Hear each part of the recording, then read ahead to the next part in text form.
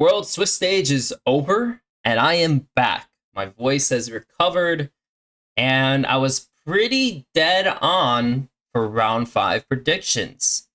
In my YouTube post, went with the Weibo 2-1 over DK. I did a BLG 2-0 over G2, which in the end I went to 3 games. And then I did a 2-1 victory for FlyQuest over TL. And the reason why I did this, guys, is pretty much consistency. Pretty much that. All these teams have been far more consistent in this tournament compared to their counterparts. I will say G2 actually has been pretty consistent in a way for how they're playing and like showing off.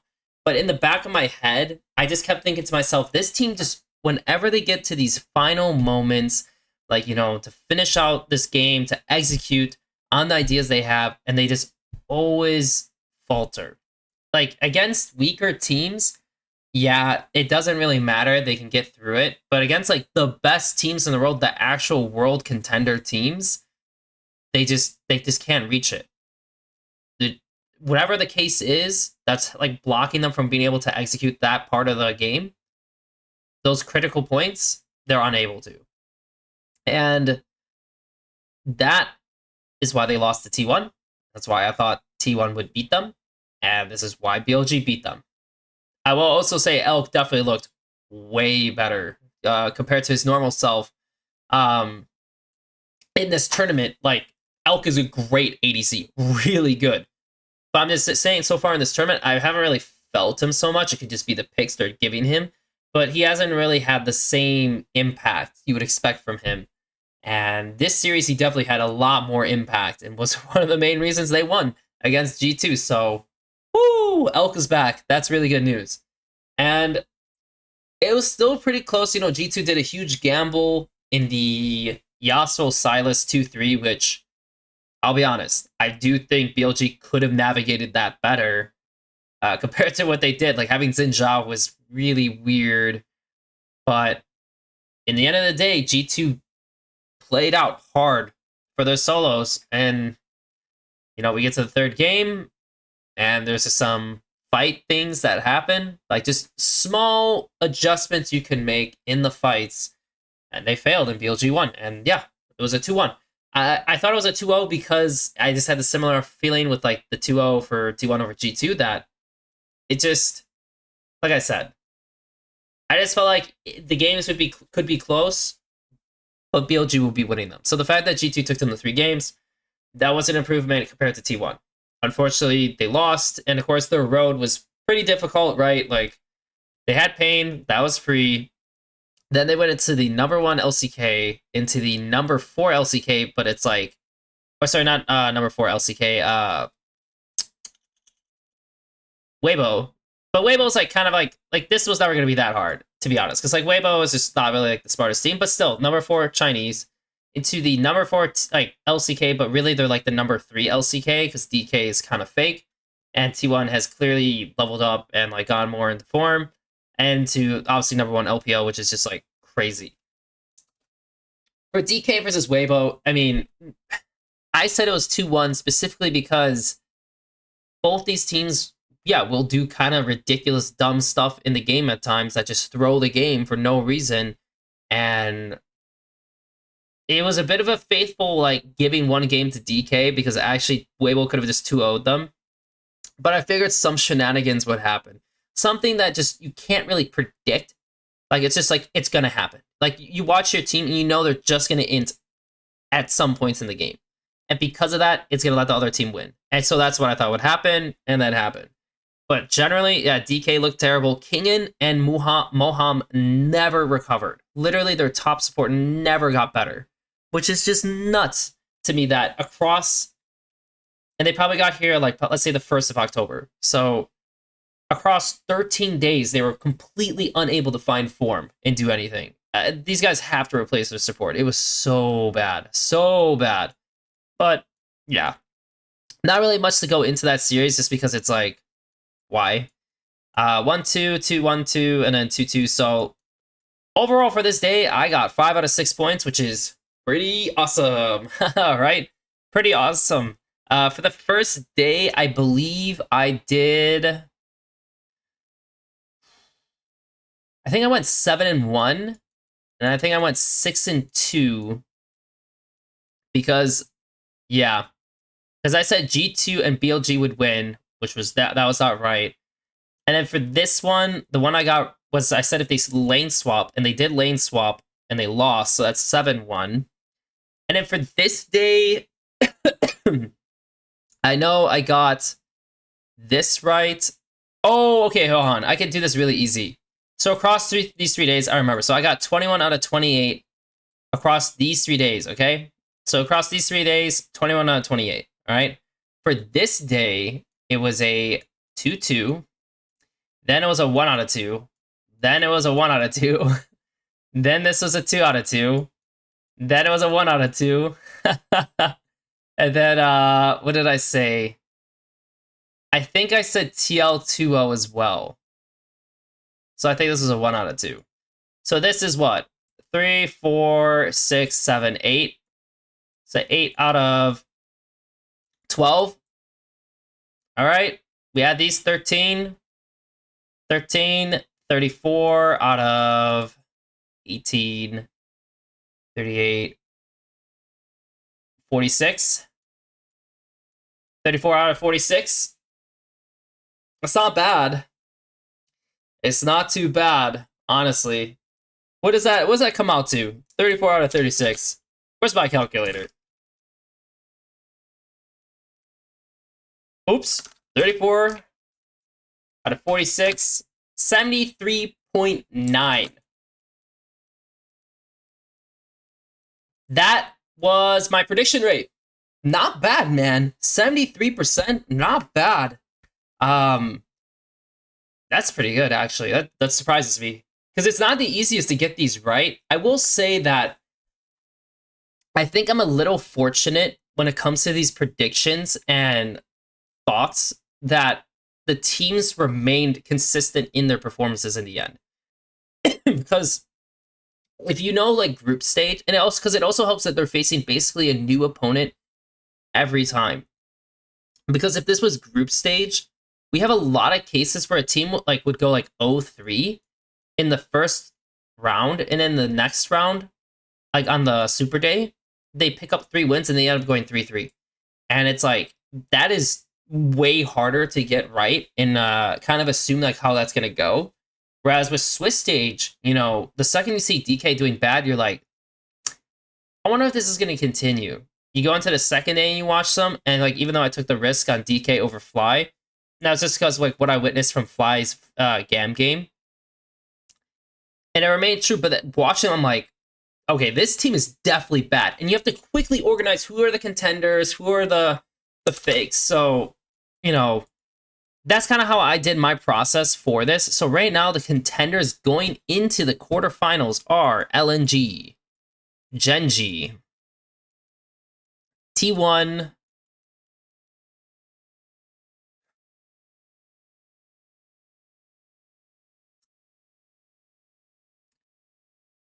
honestly,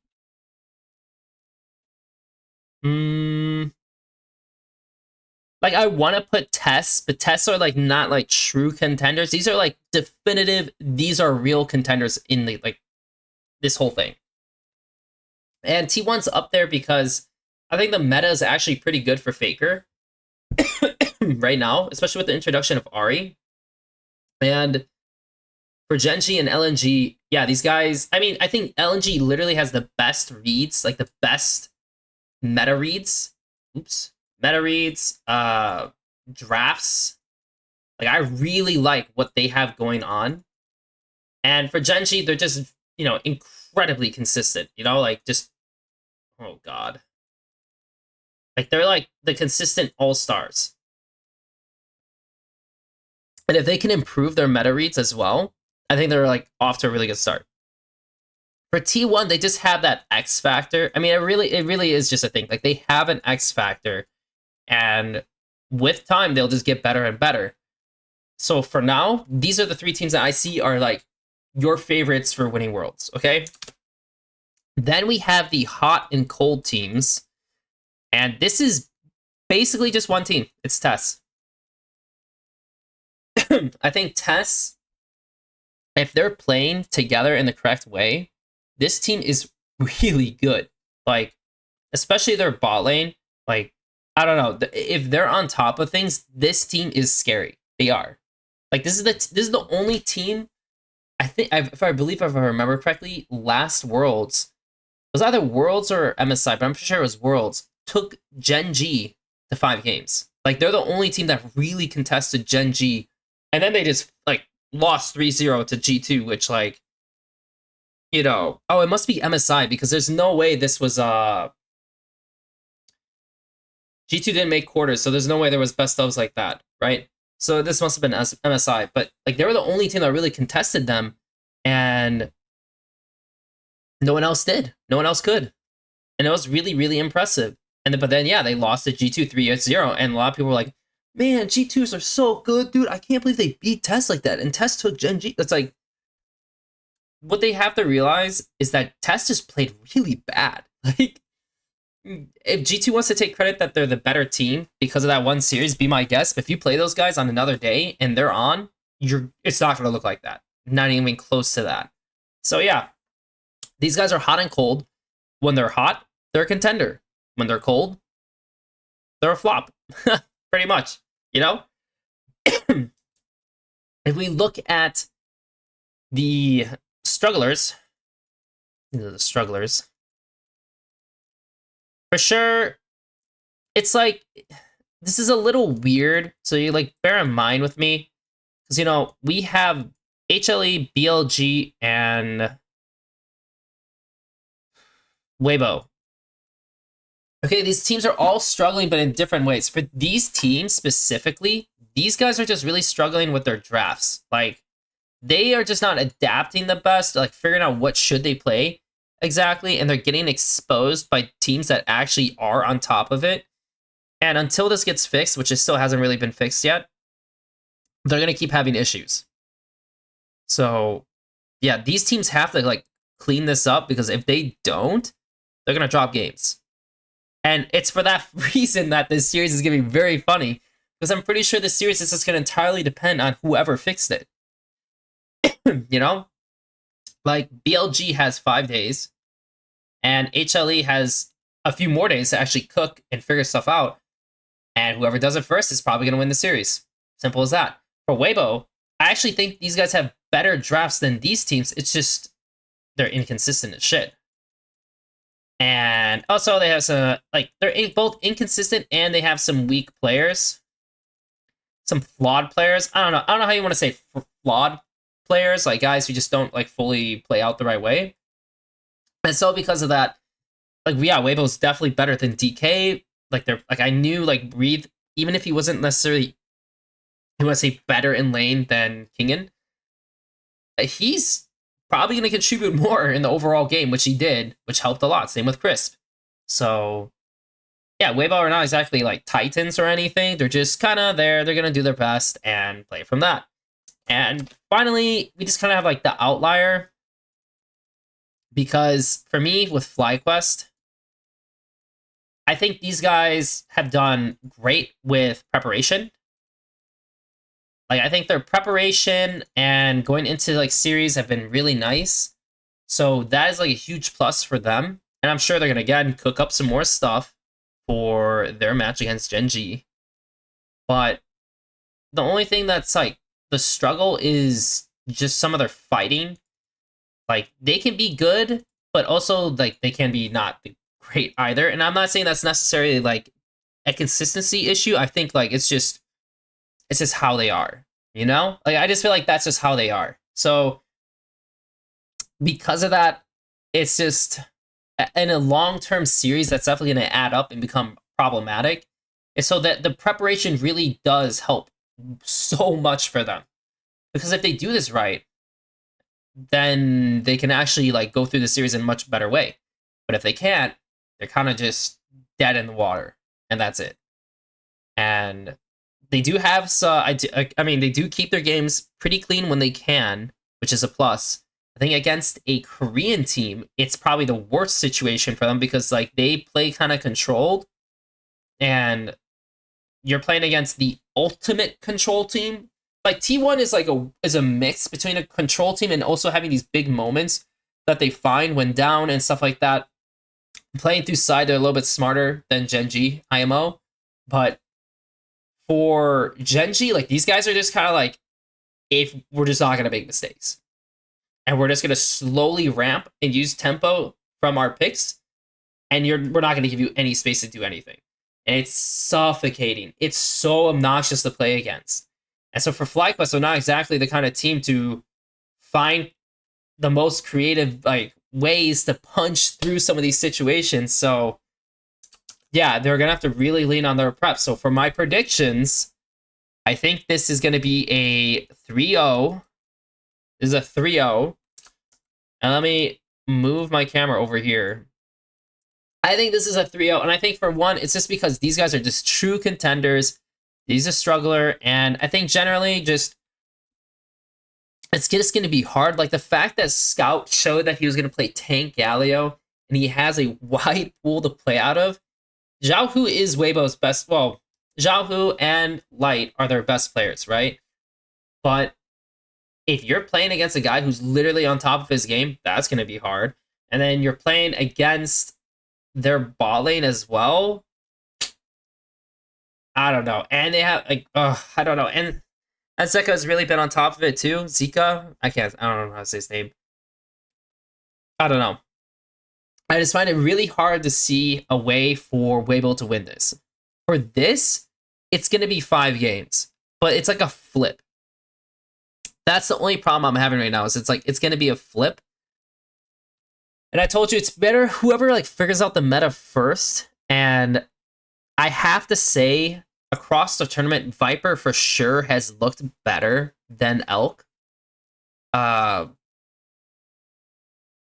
mid lane, it's like it really depends because I don't know if I really trust Zeka to like go the distance the right way. And of course, Bin is just like the man, right? Like Bin is literally the man. So like how much can we really trust this, you know? Like Jean being played is obviously great, right? Like that's obviously a nice addition, and it's Peanut, so like the jungle matchup is also pretty interesting compared to like Canyon versus Jean, right? Like I think Canyon just like has more clear pathing like options compared to like what Peanut is like aiming for. But I don't know. This is a hard one for me to decide on. I really do think like their top definitely can outperform. Bin has been on top of it. I think HLE's bot lane will probably outperform BLG's, and it kind of comes down to mid and how you see mid's going. But Knight's been good, and oof, I'm gonna hate this.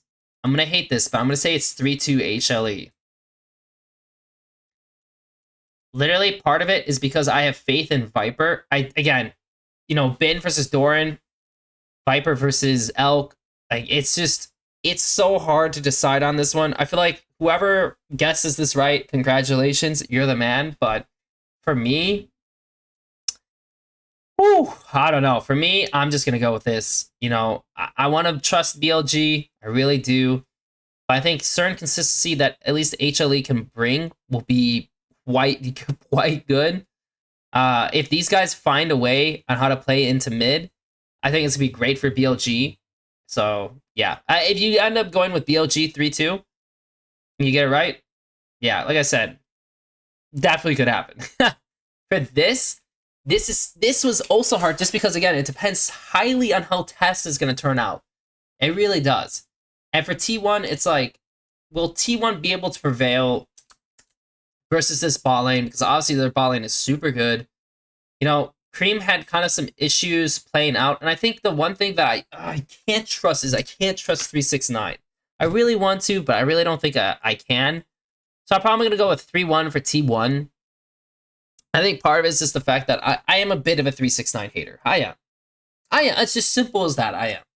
And the reason I am is because he doesn't have a wide champion pool, and then even when he does get his main picks, at times he just doesn't know how to exploit and become like Thanos with that pick in the game. And to me, it's like, if you can't do that, why are you titled with being such a like lord of the top lane in China?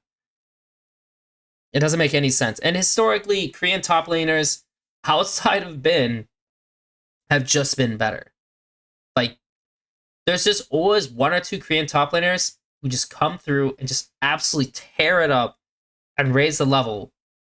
And right now, Zeus, you know, if they find the right picks, if we start seeing stuff like Gwen, that's going to be an issue. That's going to be a big, big, big time issue. I think the only advantage HLE has with their top lane matchup is, even though Bin is better than Doran, Doran is the kind of guy who knows how to navigate against really skilled players. Like, that's kind of like what he can do. I don't think that's something 369 can do, because I think the only person who's really in the space in China that's doing that is Bin. So yeah, I think this is just like a problem for them. And even though bot lane tests can definitely do work, you know, Cream is not necessarily the smartest player either. And that's where Faker can really get like leverage. So I'm going to trust that. So T1. And finally, this really just, like, I'm going to be honest. It's Gen G 3-0. I really want to trust Fly can take a game. I really want to trust that Fly is going to find a way to get in and be like make themselves known. But for now, I just,